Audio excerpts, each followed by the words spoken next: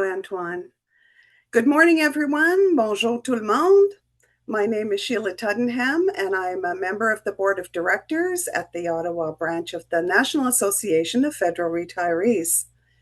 I would like to begin by acknowledging that the Ottawa branch is located on the unceded territory of the Algonquin Anishinaabe Nation. We extend our respect to all First Nations, Inuit, and Métis peoples for their valuable past, present, and future contributions to this land and country.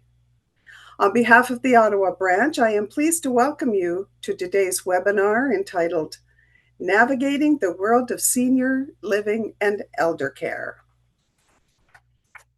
I want to give a warm welcome to our presenter this morning, Caroline Inman, Seniors Housing Expert and Director of Resident Relations at All Seniors Care. Today, Caroline will navigate the world of senior living and elder care and cover how to plan your move, what different service, care levels, and pricing can look like in retirement homes, key differences between senior communities and licensed retirement living, and how retirement homes differ from long-term care. She'll also be answering your questions on the subject after her presentation, but more on that a bit later. I want to give a special welcome also to anyone here who is not yet a member of our association. We hope that these webinars will inspire you to join us. And to our members, we hope that these webinars will encourage you to maintain your membership.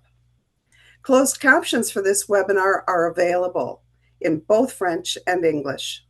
To access this feature, click on the Closed Captions button at the bottom of your screen. To translate to French, click on the little arrow next to the Closed Captions button and select the Translate option. Finalement, veuillez noter que le webinaire sera présenté en anglais, mais la participation bilingue est toujours encouragée. If you have any questions for Caroline at any point during the presentation, please type them in the Q&A box on Zoom. We will hold a Q&A period at the end of the presentation to go over any of the questions that we receive. That's all for me for now, so I will pass this over to Caroline for the presentation. Welcome, Caroline. Thank you so much, Sheila. Thank you. Thank you, everybody. Thank you also to Antoine, who's helping facilitate this. I believe I can share my screen, Antoine. Yeah. Yeah, go ahead. Okay.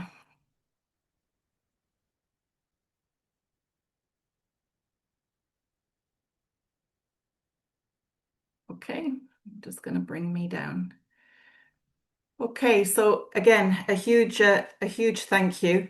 It's a pleasure and a privilege to be speaking to so many today. I was quite surprised when I heard how many might be on. Once upon a time, I was a broadcast journalist in the UK, and although I would speak to maybe thousands, I just used to pretend I was speaking to Gladys in her living room. So if there's a Gladys on here, hi, you and I are besties. A little bit about me before we go on. So yes, I'm from England. We came here to Canada 19 years ago.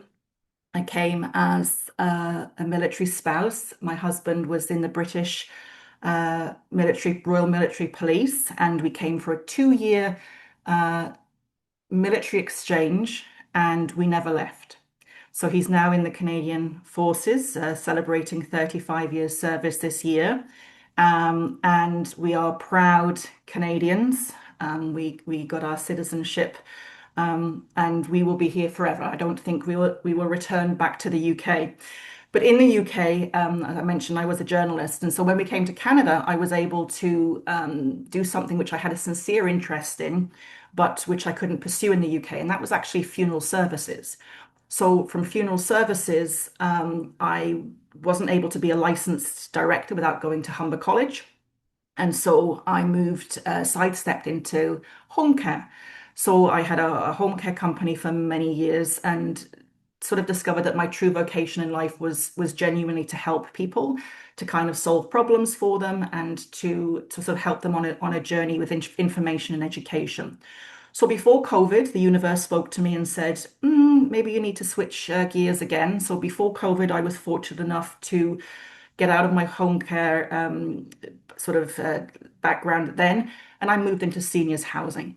So I was a consultant for older adults and their families for 5.5 years, helping them literally navigate the landscape that we're going to talk about today. So that was everything from, oh my goodness, I don't understand anything, where would I even start? Right through to narrowing down retirement living options based on criteria and subjective factors, and also providing guidance on long-term care. So, although I am here representing All Seniors Care, a phenomenal company that I now work for, today's presentation is education and information that I have that I can share with you. So, as Sheila mentioned, any questions at all at the end, fantastic. You're also very, very welcome to take offline to connect with me personally. And I'll just give a little plug. Probably in the early fall, end of summer, early fall, I'm going to be doing some in-person presentations at our three East End retirement residences, where I'm going to be discussing Retirement Living 101. So I touch on it sort of as briefly as I can today, but I'll be doing much more in-depth coverage in person latterly. So if that is something of interest, by all means, again, reach out to me and I can get you your spot booked. Okay, so first and foremost, for this presentation, we need to understand why people move. And there's two main facets to this. People move because they want to, and people move because they have to. And when you want to move, you're in control of your narrative. When you want to move, you're making decisions. You're the one who is ultimately in charge. You're deciding all of this. You're deciding that you want to downsize. You want to move to Barry because that's where your daughter lives. You want to travel, so you no longer need your four-bedroom family home. You're fine with a condo. You're in the proverbial driver's seat and you're self-identifying your needs as to why this change would happen. Why people have to move is entirely different. You no longer are necessarily making the decisions. If there's a crisis, you are having to potentially make some knee-jerk reactions. A lot of emotions are going to go along with this. We're going to have some anger, some upset, some fear. So I mentioned I used to consult for seniors and families, and no word of a lie, I'm going to say close to 95% of the work that I did was with those who had come to ultimately to be crisis. And by crisis, they've had a fall, they've ended up in hospital, they've had their Briere rehab, but it's not safe to go home. And I'm a firm proponent of staying at home for as long as possible, as long as it's healthy and safe. And if I was here in person in front of you, I'd ask for a show of hands, like how many of us wish to remain at home for as long as possible? And a vast majority of you will have your hands up. But that is absolutely possible, but it's possible with planning. And coming here as to why people have to move, these are some of the most common things. Your home is no longer accessible. You are aging, mobility is changing, maybe cognitive status is changing. You can't get around as much. If we are living in a four-bedroom home, but we're utilizing two rooms, that's a red flag. Those who need help, or more help with care, yes, we can have outside care come in. That's another slide. But sometimes living in a congregate setting, community-based, makes more sense because care is on hand all the time. Social isolation, we found that incredibly during COVID. COVID did a number on us way more than the virus itself. Social isolation goes hand in hand with in the next slide. I've got a little graph. Social isolation, lack of med management, lack of adequate nutrition. And then yes, we have to move because it's no longer financially doable. And again, maybe going back to socialization, if we lose a spouse, it's a different sort of setup for us now in our home. The words failure to cope or failure to thrive are actually medically recognized. So again, going back to people who are admitted to hospital, and I would say to a social worker, also, what brought Mrs. Smith in? And they'd say, oh, it was failure to cope. And that's not one specific thing, but failure to cope is the umbrella of altogether, Mrs. Smith is not able to be healthy and safe at home. So this circled in here, the social isolation aspect that we just touched on can lead to poor nutrition. Are we unable to get out of the house? Do we lack transportation? Are we just not interested in making any food because it's just us? Are we relying on packaged freezer foods, that canned stuff that is just, of no nutritional value at all? Is our lack of nutrition feeding into our mismanagement of our medications? I once looked after a lady, Joan, God bless her, she's passed now, but she was adamant she was staying at home forever. She did have some cognitive decline, but the family brought in my services when I was in home care, and we were not able to legally give her a medication, but we were certainly able to say, Joan, it's time for your pill. And Joan, even though she had a blister pack, would struggle with these pills that were like the size of a pinhead, dropping them, or they'd be on the floor, they'd be on the table. And of course, if we weren't there and she was taking them by herself, she really wasn't. So there was a time that she was hospitalized because I think she went 3 or 4 days without a heart medication, purely because she thought she was taking it, but she wasn't, and she wasn't on top enough to realize that she dropped these. So again, our medication mismanagement can then go into a physical, mental health decline potentially. We're now getting into the falls risk, the frequent hospital visits, where we're being discharged back, but maybe there's not decent follow-up and we're becoming socially isolated. So you see how it goes. So by no means suggesting that anybody here is in this situation, but this is part again of the education and information of awareness. So you may even have neighbors, you may even have other loved ones, you may have friends who, the light bulb might go off that, crikey, I do wonder if they are struggling. I do wonder, the housework is a bit neglected, the papers are building up in the corner of the living room when I go and visit. I'm not sure that they are. I mean, how are they getting upstairs? Are they utilizing their entire space? These are things to just always consider. So aging in place considerations, going back to here, I don't want to move, great, you don't have to. You don't have to. Um, you may need to modify your home. How can people stay at home longer than they plan? You become proactive. How long can aging in place work? Forever. It absolutely can if you're diligent about what you're doing, and if you're planning for your needs. Chicken and egg, how do I plan for something I don't have? Well, there are some of us who maybe have already had a diagnosis, maybe of Parkinson's, maybe of mild cognitive impairment, maybe of MS. So we can say that on that journey, um, we may be needing further supports. For those who are, we're just continually day to day aging in place. What do I need to plan for? Well, ergonomics. That's something you can always plan for. Even getting like grab bars in now, removing rugs as tripping hazards in high traffic areas. Um, He says, when can it no longer work? That goes back to what we discussed before. If care needs or cognitive needs sort of start outweighing the health and safety of your environment, that's when you need to have honest conversations with yourself and your family and others. It's fantastic to, as I say, want to stay at home. We don't want to martyr ourselves in the process when it's no longer healthy and safe. How far in advance do you need to start planning?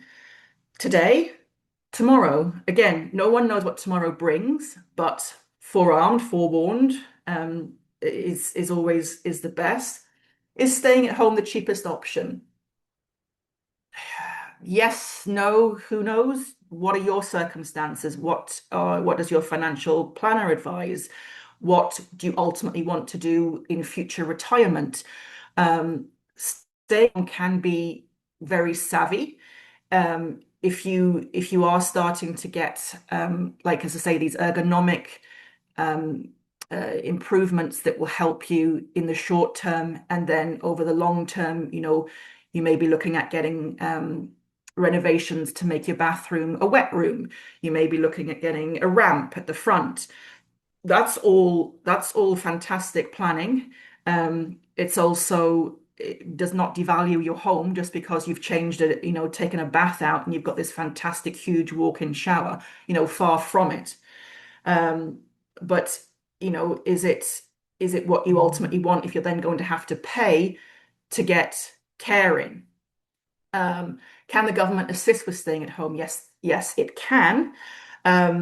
It's quite challenging. You may have had experiences with, it's currently called OHA, Ontario Health at Home. It's had a gazillion and seven names in the last 10 years. But ultimately, it is the government's arm of home care that provides predominantly morning and evening assistance, getting up, personal hygiene, maybe some breakfast prep, maybe some showering. Um, it and it can also provide respite for a spouse or a loved one. They can come and provide respite hours if you're caring for somebody and you also need a break. And then that last point, that also goes back to what I was saying about the how many times I would get called from hospitals with social workers or families who were just like, oh my gosh, my mum's been told she can't go home. What do we do? It absolutely is possible that a medical professional will say to you, it's against my advice that you discharge back home because of X, Y, and Z. Um, I have had some people who have decided to go against that and try to set themselves up in the best way of possible to go home. Um, has it always been successful? No. Do I praise them for trying? Yes. Um, but it is absolutely possible that you can be told you can't go home. I mean, in the meantime, you can absolutely get have a respite stay in a retirement home as you have your own home maybe kitted out for some things, or as you get sort of home care in place. But sometimes going home just really isn't the healthy and safest option. So to stay at home, planning in advance, proactive rather than reactive. Research before you need to, absolutely. Seek service providers to help you age in place. There are a plethora of support services for those at home. It pains me to say that many are pay for services. Um, we spoke briefly about OHA. It's always worth touching base with OHA if there are any care needs that you think you could discuss to see if you can get supports for them. Um, it's an assessment. If you qualify, you get, a certain amount of designated hours. If you don't qualify right now, you can certainly, have a future appointment where you absolutely might. And, it's certainly worth, you know, being in the golden system um, the public health, even just for later on when we come to discuss long-term care, because OHAR is the government's arm of long-term care admission as well. Um, so renovating for accessibility, home modifications, like there's a ton of like expos and shows as well. 55 plus, the Adapt Expo that just happened earlier this month at Carleton University. So many providers, service providers, products come together to be able to sort of show you what's possible. And then, of course, we have the wonderful Tinternet that has again options open for discussion. I have my own like referral list of everything from meals to adaptability, someone to come and absolutely tear apart your bathroom and make it totally and utterly accessible. Move, move, or certainly be open to the conversation if any of these items are prevalent. Um, it says there you're finding it hard with ADLs. ADLs are activities of daily living. Activities of daily living are fundamentals. So our dressing, our being able to prepare food, our being able to toilet ourselves. There's sometimes you'll see an I ADL, that's an instrumental activity of daily living. That's being able to know what to do in an emergency. That's being able to follow instruction, follow a recipe, know where to go to get a phone number to phone a taxi, how to, where to go to understand your bank and, things like that. But the fundamentals, the activities of daily living, the main things, if you're not being able to be on top of those, then we are looking to get to the failure to cope segment, which invariably, probably 99.99% will lead to a hospitalization. Cost of aging at home. So, yep, some people we still have rent, mortgages, condo fees for sure. That's not something that we're not, already paying. Um, Home maintenance and renos, if we are going to then look to do some accessibility updates, what does that look like in terms of cost, but also that is investment into the property. And as I mentioned, that is not going to stand against you if you look to sell down the line. How much then does services cost when you add on if it's beneficial to get a meal service, or if you're getting garden maintenance, snow maintenance, so you're getting housekeeping supports, you're still paying for your hydro, electricity. Um, what does that look like when you potentially then add on home care? So home care there is, I said, $38 to $80 an hour. $38 an hour, maybe 35 in some places. You're looking at a companion, a home support person, not a certified PSW personal support worker. They're at the 38-hour rate, dollar range. Um, $35 an hour, that's someone to help come do some meal prep, maybe help you in the garden, go for a walk, like be like a professional friend. A personal support worker is coming and is trained to help you, in and out of bathing, can assist you with toileting, can do your personal affairs.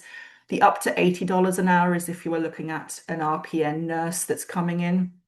Um, Things like wound care, that's through the government, that's through Ontario Health at Home that they can provide paid for nursing supports for things like that. But sometimes people need other registered nursing services, and you're looking at that.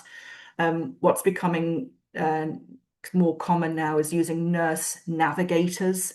So actually utilizing the knowledge, experience, and licensing of a registered nurse, registered practical nurse predominantly, to help you with navigating the healthcare system. So coming to appointments with you, like advocating on your behalf, sharing information with your permission to family who can't be there, going through prescriptions, like being like, again, your professional friend that understands. So you have an outlet then that somebody is fighting for you for the right reasons, and so these nurse navigation services, they are becoming increasingly more popular, and I'm all for them. Assistance programs. So we talked about Ontario Health at Home. Everybody in Ontario who has OHIP is entitled to seek services of Ontario Health at Home, and then it's a qualification process. We have many seniors centres. They're all across the city. We have resource places. They're a great way to navigate the social isolation, build friendships, be involved, be active. And then they also have, often they have other providers or practitioners who may offer services. Like, they may have a foot care clinic that comes in. They may have other sort of entertainment things that, again, you can benefit from. And they're usually partly funded. They do a lot of fundraising, but they're an inclusive community where you can join and hopefully really feel sort of supported. That goes again with community support services, and then the 311 that we've got access to. I put Meals on Wheels there, those who um, struggle more than others. You know, um, the systems are not perfect by any stretch, but people do try. Meals on Wheels is still a very substantial offering for those who are most vulnerable, and they will, be able to have nutrition and hot food, and that's accessible through 311. So some other options then, um, relocating. Some do move with family into, these homes where you've got like a little bungalow at the side of a bigger house where the family is, or a coach house. They're like the tiny homes. So a little tiny home on the land of, or in the back garden of a family member. I do know several people who have done that, and it's actually works out, really well. Grandparents who can look after the kids. They're not on no one's on each other's nerves necessarily, living under the same roof, but everyone's close by for comfort. And NORC, not sure if you've heard of NORCs. That stands for Naturally Occurring Retirement Communities. There's actually quite a big NORC in the Alta Vista area. Um, but NORCs are kind of like sorry, oh, what's my word? Um, Apartment buildings. Crikey, I was going to say three words, two syllables. Um, like apartment buildings, even like the Lillipene apartment buildings, they're what we call multi-residential. They're open to everybody, but quite often older adults will move in, and then there'll be like a conglomerate of older adults who are living in a building, and they're forming their own natural retirement community. They're even organizing events for themselves and get-ups and outings and that they're using the community rooms to come together themselves. That's not organized by anybody, and the building is not part of any of that, but it's what we call this naturally occurring retirement community because we've sort of holistically sort of all come together. Another option to relocate is a 55 plus community. I'm going to talk about that separately, along with retirement homes separately, and then city housing. That is very difficult. It's difficult to navigate, it's difficult to get into.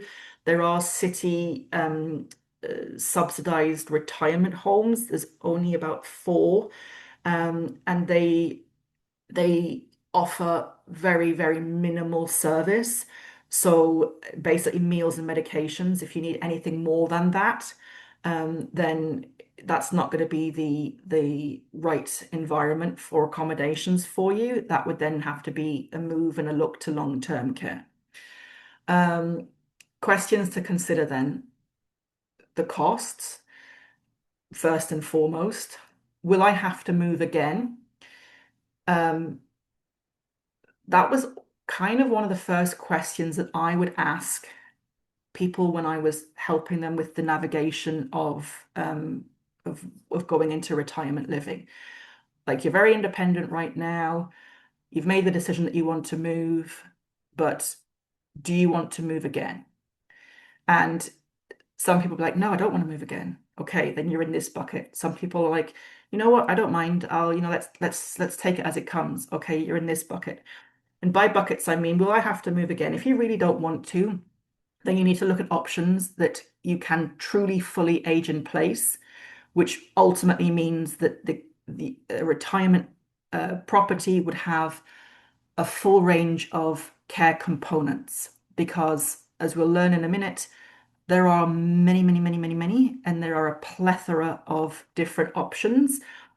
But if you don't want to move again, then you should be looking at homes that go to go to the heavy care options of a two-person assist. They can assist with feeding supports. They might have dedicated memory care, because if you get to be, you know, needing a little bit of support, and then heaven forbid you have a stroke, and yes, everything is great, but you need more care. If you can't come back to where you are currently living because they cannot support that higher care, you will have to move again. So if you're okay to roll that dice, brilliant. If you'd much prefer to be a bit more conservative in your thinking, again, that's something to really consider as to then which options you're going to be looking at down the line.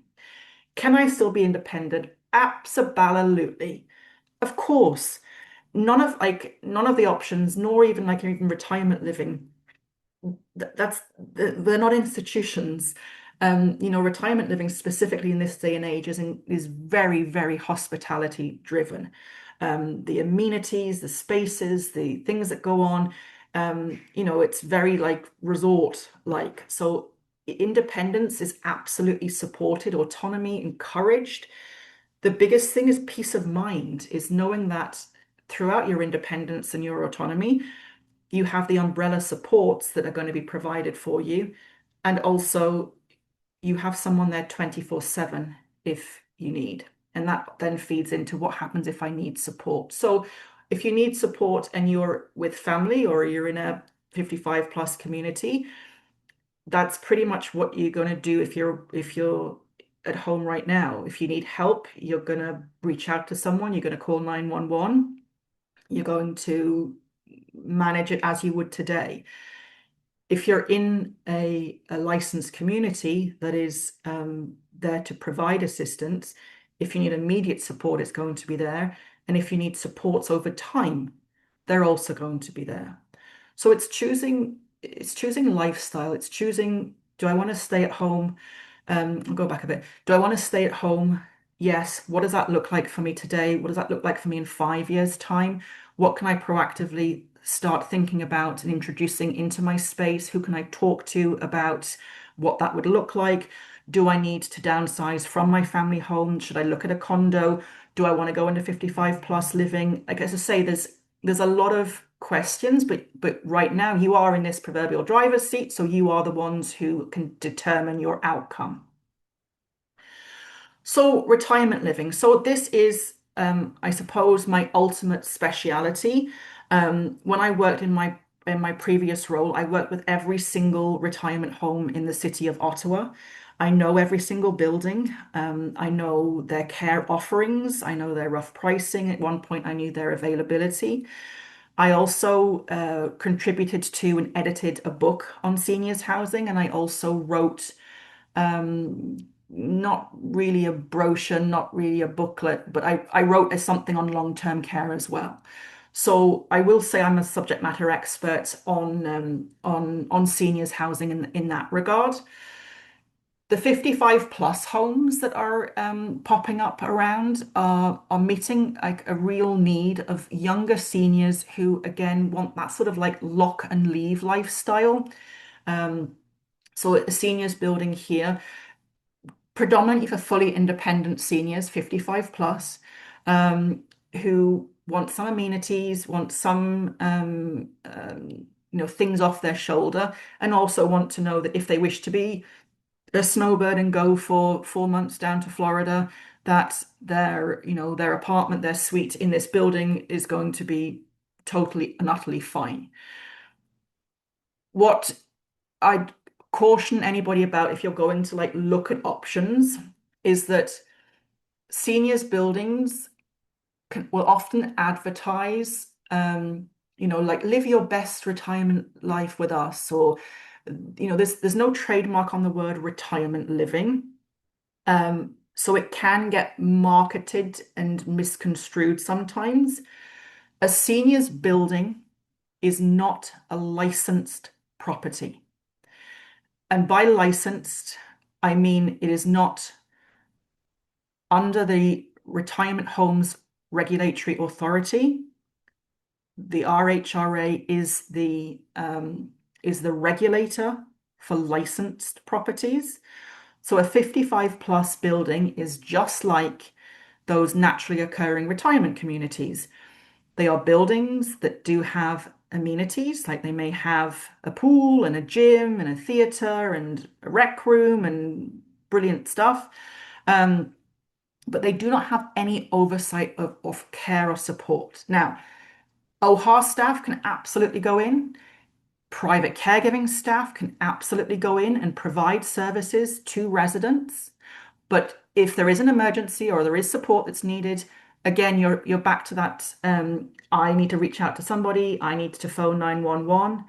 Um, or there are those services like the buttons, like ones for fall detection, and also like the red dot alert that's linked with Briere, for instance, that you can press if you're in distress. That there's those, but for the most part, you are independent and you're living, you know, a, a more comprehensive lifestyle than just in an apartment block building because you've got, you're with peers, but much less supports than in a licensed building.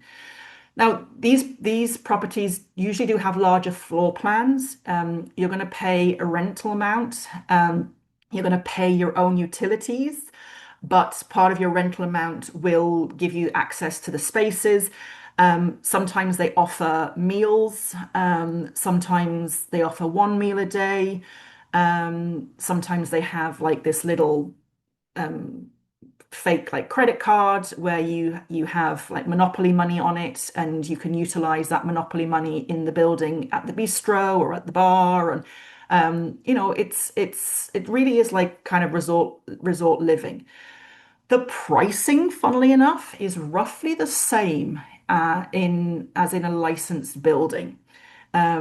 Yes, you're going to get larger spaces with full kitchens that are very rare in actual retirement homes, but you're going to be paying roughly the same. So again, it's the consideration of what am I ultimately looking for? When I'm being brutally honest with myself, do I need? Do I need 24/7 on-site support just in case? Or am I okay with doing it myself because I have a really nice kitchen and a dishwasher? Each to their own. So a licensed residence is following the Retirement Homes Act of 2010, which is the law in Ontario. So our buildings, for instance, the four homes that we have in Ottawa are all licensed and regulated retirement living establishments. We are licensed to provide care and services, and our license is twofold. One, we have proven to the regulator that we comply with every single aspect of the law. And two, the license of our director of care, their nursing license is held against our building because they are in charge of ensuring that every resident has care supports as needed, and that we follow the law in the provision of those. A licensed resident also has a residence bill of rights, and you can look up if you just go to rhra.ca. You can look up any licensed home in the province. You can read inspection reports. They'll do random inspections, when an inspector will just turn up. Hello, I'd like to come and pull 3 care files, please. It's their right to do so. And they will do mandatory inspections. So if anybody has placed a formal complaint with the regulator that, warrants like an immediate inspection, like if somebody, heaven forbid, is alleging neglect or abuse or financial abuse or something's happened, then the inspector will come in immediately and do a mandated inspection. So you can go on that website and you can read inspection reports. They are fairly generic and unfortunately they refer to the law. So if they say, 74.1A, compliant, you're like, oh, 74.1A. You have to sort of go back to the law, but it's a great weekend activity when it's raining.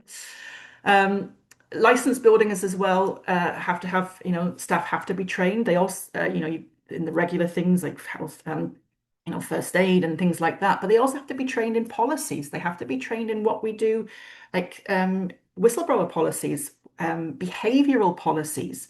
Like, how do we, what do we do if something's like happening between like two residents and we're trained to be able to de-escalate or things like that, and then what the reporting policy of that is like.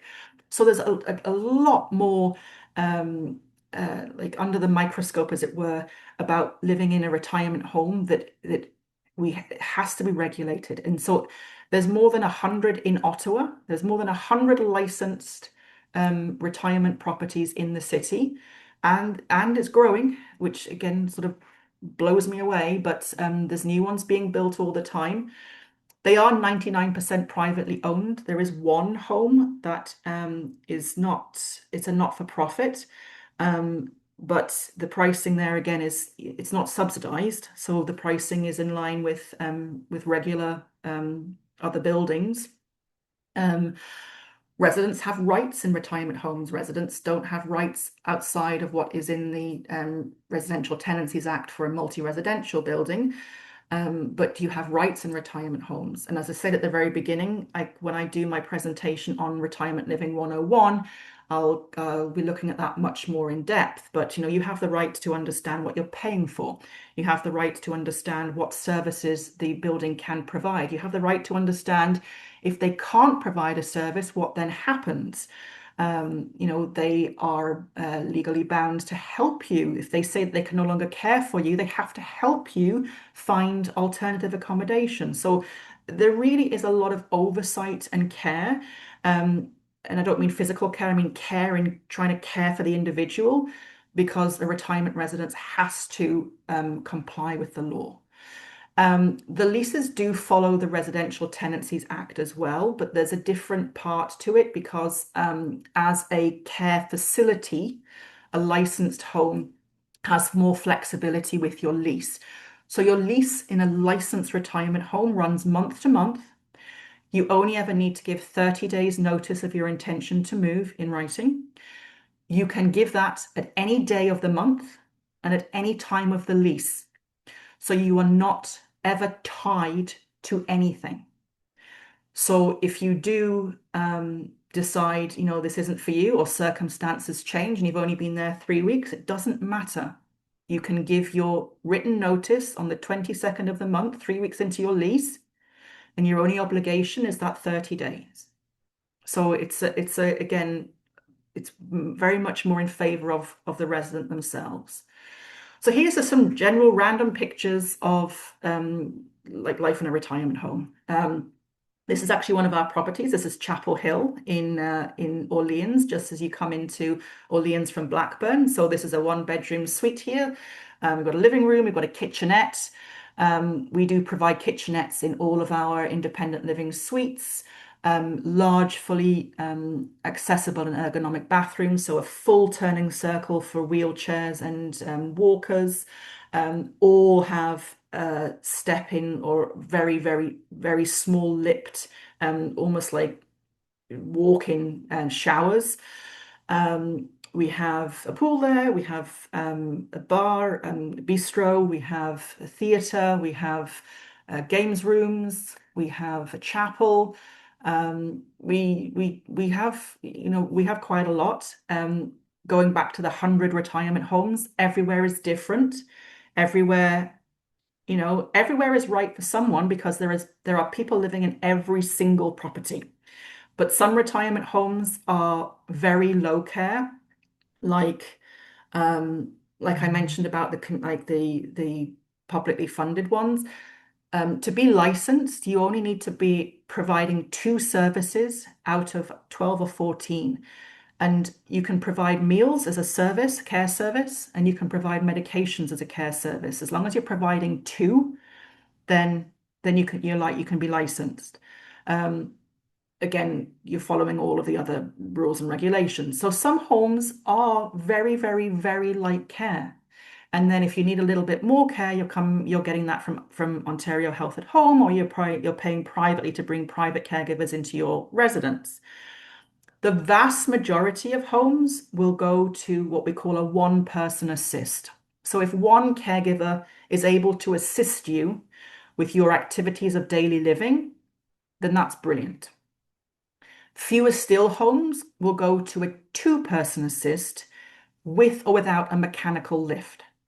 So that is two members of staff, either one on each side, or two members of staff being needed to provide you with supports as you transfer, as you ambulate, as you require bathrooming assistance.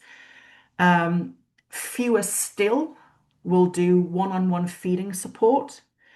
Um, I'm proud to say that our homes do all of this. We have fully independent living, we have assisted living for higher care, we have dedicated memory care, and then we are able to support to a two-person mechanical lift and provide a one-on-one feed. This is randomly average uh, suites again from our property. This is a one-bedroom suite layout. We have larger, we have slightly smaller. This is an average. Our care suites, however, are minimally 400 square feet. Minimally. There are other homes where there are much smaller spaces, um, and larger spaces. We have larger spaces as well. We have one bedroom spaces at Beacon Heights on our care floors. Um, the majority, though, across the city, care suites are studio spaces. Certainly, in memory care, a smaller space has been proven with research to be more beneficial for anyone with cognitive decline. It's a lot less for them to get discombobulated with, and far easier to keep structure.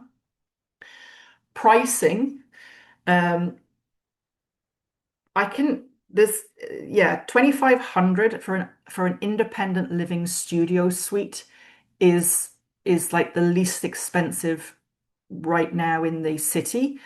And you're like, oh, that's really interesting because you've got 2346 there as a base for a care suite. That's in a specific home, but that 2346 as a base price, that's 136 square foot space. So that's like a little cupboard um, for that. But again, if you need supports, and this is where you're at a good budget price point, you're going to be looked after. And yes, you're not going to have a settee and a dining table in your suite, but you're going to have what you need. Um, and more importantly, you're going to have your care. That is a base price at that particular retirement home. It's not one of ours. And then you do have to add on your care services.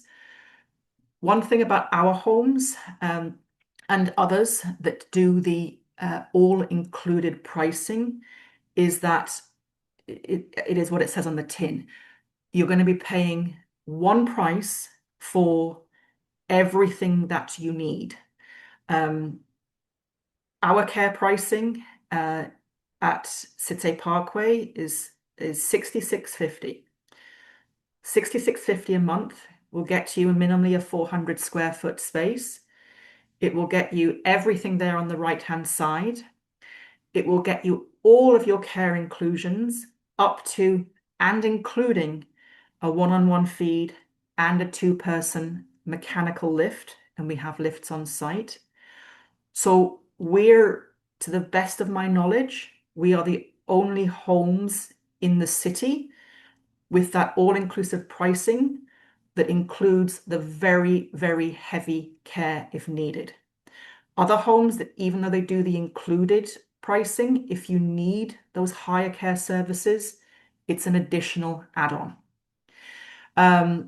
And again, we don't just do care. We have fully independent people having quite a robust life. We have the Alzheimer's walk today. So everybody, I'm at City Parkway in a little in a little 138 square foot space office. And I can hear the music. We've got a live band playing as everybody's outside doing the walk, the Alzheimer's walk. This is my last little bit here. How are we doing for time? I have a tendency to talk the hind legs off a donkey, but it's 10 to 11. So we'll just do a little bit here on understanding long-term care. And again, if you are interested and you do want to come to my in-person presentation where I'll touch more on the ins and outs of retirement living, I will also touch more a bit on long-term care. So long-term care is our next sort of step. Um, I'm sure that many of you have experience with long-term care. It's intrinsically different to retirement living. Um, there are privately owned long-term care homes, there are municipally owned long-term care homes, and there are not-for-profits. So municipally, we've got the City of Ottawa. Who do they have? They have Gary J. Armstrong, they have Peter D. Clark, they have oh my gosh, the name escapes me, the one in Barhaven. Ooh, crikey. Anyway, um, not-for-profits. So the big not-for-profits that we know about is the Pearly, St. Pat's, Grace Manor, Glebe Centre. Then they're not-for-profits. So the government gives each long-term care home a set amount of dollars per bed, depending on a little scale, depending upon if we are a newer build, an older build, um, depending on the room type. The government gives the same amount of money to each property. If you're privately owned, as we saw detrimentally through COVID, and I am not throwing any shade here at privately owned long-term care homes, there are some excellent privately owned long-term care homes.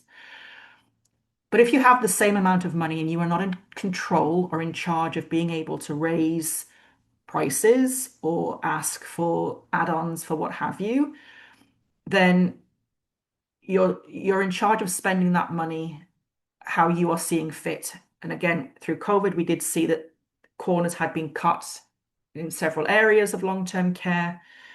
I do genuinely believe that that has changed, improved, and that the government at the time did take it very, very seriously.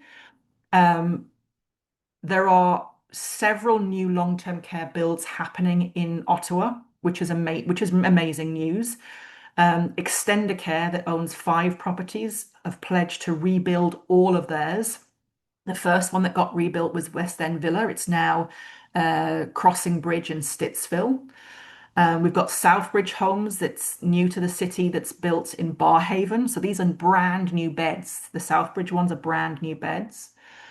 Um, but the not-for-profits are the best ones as well at their fundraising. Like if you know anything of St. Pat's, like the galas that they have and the fundraising that they have and the volunteers that they have, it is quite phenomenal. St. Pat's and the Pearly often like vie for like the number one long-term care establishment in the city. Um, and it's because of the vim and vigor that just ultimately goes into what they try and achieve. That picture there is a picture of St. Pat's. The Kelly family actually gave Kelly family, as in the Kelly Funeral Home family, gave money to in bequeathed money to have a new garden done for them. So there's a beautiful outside space there, but as a result of family giving. Um, it all goes through OHA. So we spoke about OHA before, being able to provide care supports for you. Ontario Health at Home is the gatekeeper of all long-term care applications. So even if you phone up a long-term care home and say, I'm really interested in this home for my mum to come in, they're going to say to you, that's brilliant. Have you spoken to OHA? Have you opened a file? Again, anybody in Ontario that qualifies for long-term care is eligible. You're eligible by your qualification status. Long-term care is not means tested. Long-term care, it's a bit tricky. I say it's not means tested. It's not, but long-term care is backed up. And if you have money, there is an expectation that you will look to use that money for your care before long-term care. Um, in the UK, my mother-in-law has dementia. She's in like a nursing home equivalent. The local council there will make her spend every single penny she has, will leave her with £3,500 to her name before they will ultimately take over the full care, full payment towards her costs. So here you can have $1 million, you can have $10. You're qualified through your eligibility, but certainly if you go to hospital, for instance, and you ask to go into long-term care, you are going to be asked what resources do you have to be able to go into the community first, retirement living, and do your application from there. Um, I'd still though advocate if if you or somebody you love or care for has, challenges, ask for a long-term care assessment. Get on the list for long-term care as soon as you are able to. Because you may never need it, you may wish not to take your place, but you need it to be there as an option for you. And just saying there, care in one place. So there are a lot of multidisciplinary teams within long-term care. It's very health hub orientated. So you will have dietitians, you will have nutritionalists, you will have social workers, you will have audiology, you will have dentistry, you will have a doctor on site, you will have RNs as well as RPNs. So it's much more sort of like, as I say, more hospital driven, maybe a little bit more sort of sterile if you're comparing that to retirement living. Retirement living can, in certain homes, provide the same high care supports as long-term care. The pricing there says resident pays room and board. $2,085 a month is for a basic room. A basic room is a categorization. Once upon a time, a basic room was like a ward room. It could have 3 or 4 people within that room. Um, During COVID, that was changed, and it has not changed back post-COVID. So even though you might be in a basic room, there will never be more than 2 people in there. But a basic room is different to a semi-private room, which again, there are 2 people, mainly due to the layout. The bathroom, the semi-private room has a bathroom for the 2 people to utilize. Sometimes a basic room doesn't have the bathroom. There's like a communal bathroom. These are in older buildings, like these new buildings that are going up. They have semi-private rooms, but like brilliant, brilliant bathrooms, spacing, all of that. And over time, we will see the elimination of the older buildings for sure. But whether they're being rebuilt or there's going to be new operators coming in and providing actual new properties themselves. Okay, so we're down to the last slide. Let's summarize. So again, my favorite term of proactive, not reactive, planning ahead. Um, you know, you, if you take anything away from anything I've said today, it would be to just be honest with yourselves as and when and if needs change. Don't think that you can do it all. Don't be fearful of a future because you don't know what it could be like. Don't dismiss retirement living because it's all full of old people. It's not. Um, Research, you know, reach out to companies like I used to work for that help you with the navigation. Reach out to me as I've shown. Like I can talk the hind legs off a donkey. I love to help people, inform people so they can make really, really good decisions because they have the information and they've processed it and they know. So so plan ahead to stay at home if you wish.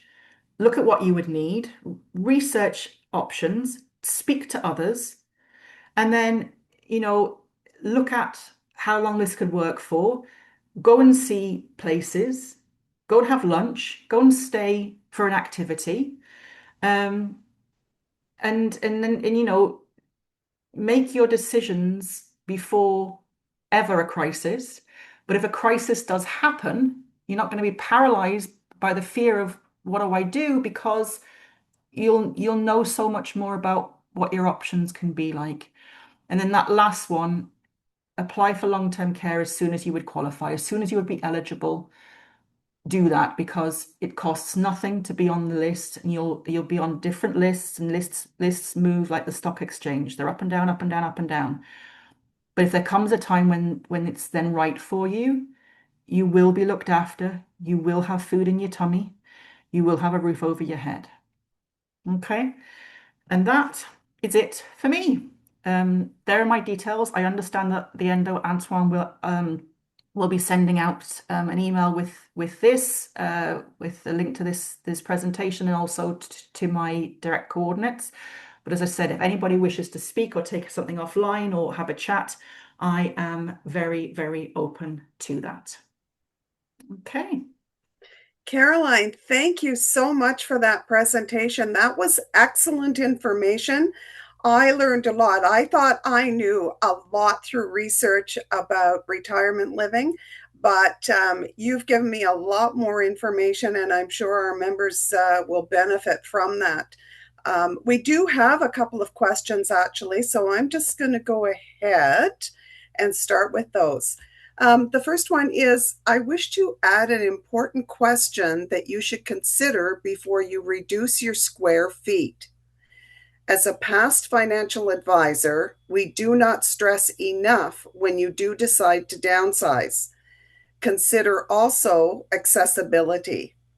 Data shows that limited mobility is an issue for seniors. I speak from experience caring for my husband struggling with ALS. It is not easy when it comes to that. There was a serious lack of services.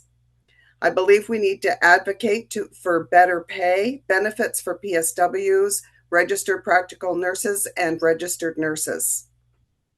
So it's more of More a a comment comment. and a statement, yeah, for Yeah, sure. it's a Yeah. comment rather than a question. I don't know if you want to address that at all. Other than to say I agree.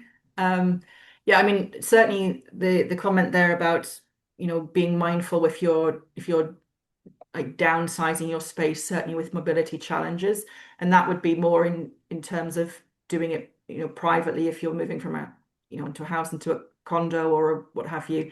Um, you're certainly going to be downsizing your space from wherever you live into retirement living. But again, the ergonomics of how they're planned out, they're more beneficial for those who potentially have, we have large electric wheelchairs, we have lifts, we have the space to accommodate them and the individual living within it. So, but certainly a very, very wise word. Thank you. Um, are increases for rent and services controlled or regulated? Yes. So the rent is controlled. Um, your rent does not go up for the first 12 months of occupancy, and in line with the provincial government's guidelines. So I think it's 2.5% this year. Cost of care and services can go up at any time by any amount with 90 days written notice to the tenant.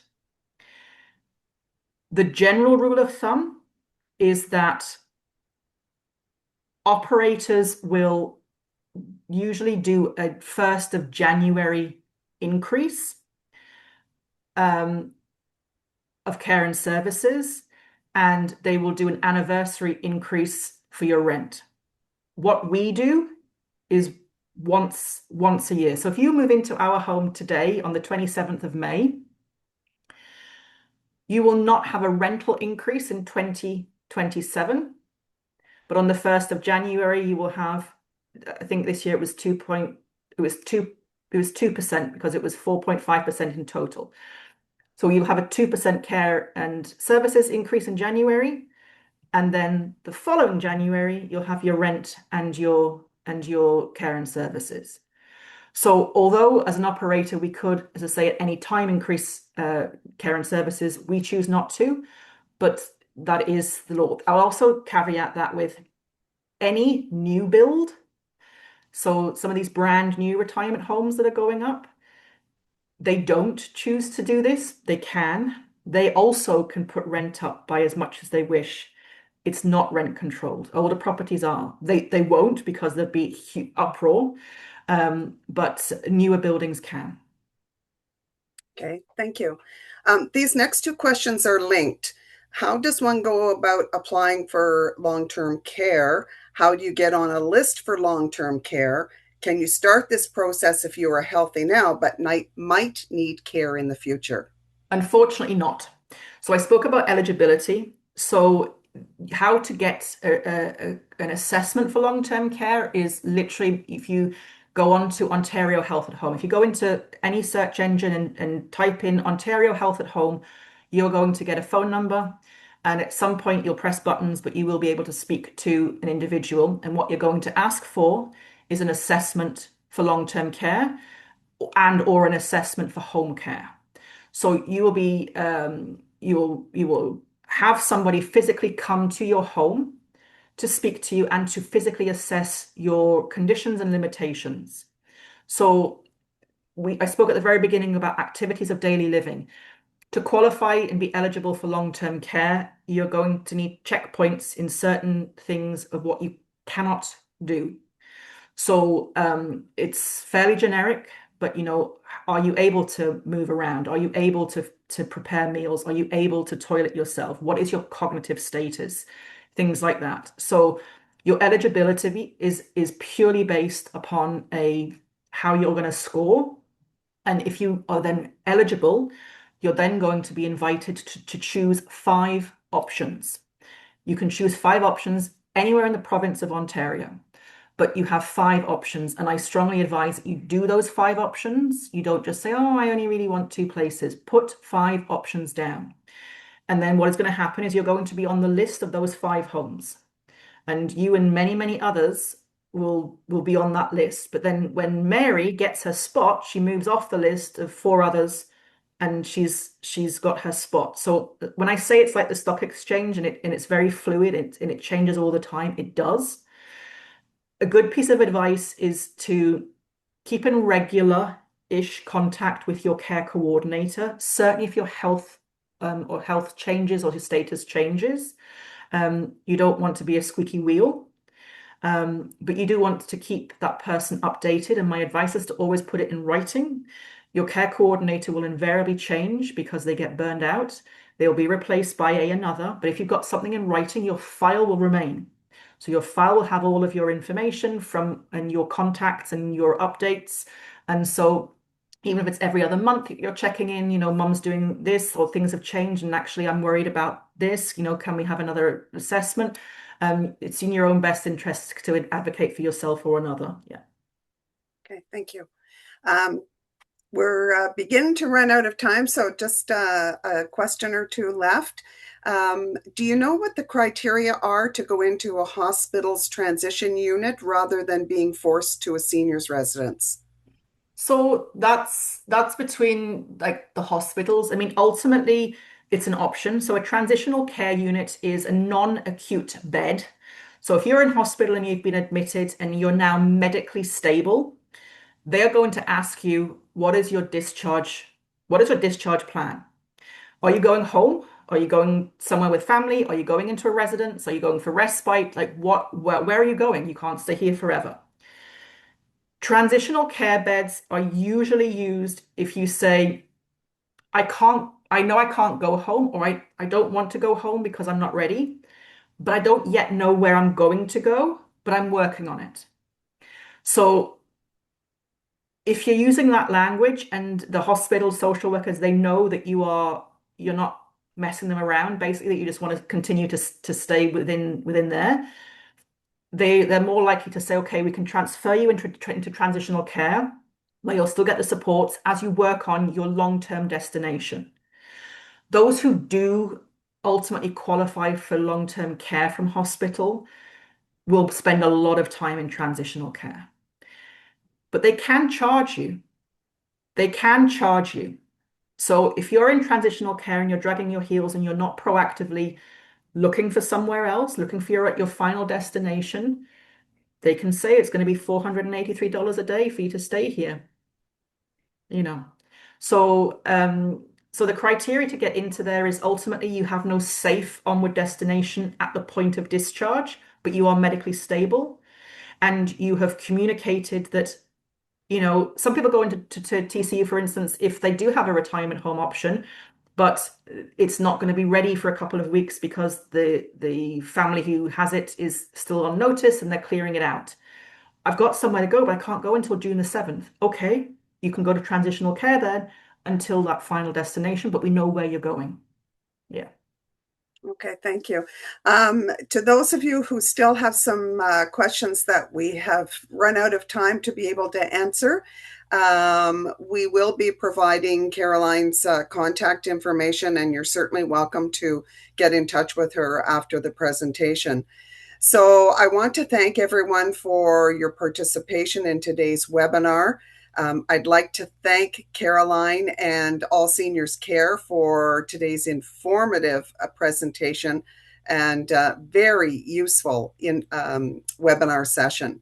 So remember to look out for our follow-up email, and it will contain the recording of today's presentation, as well as contact information for Caroline and more information about All Seniors Care.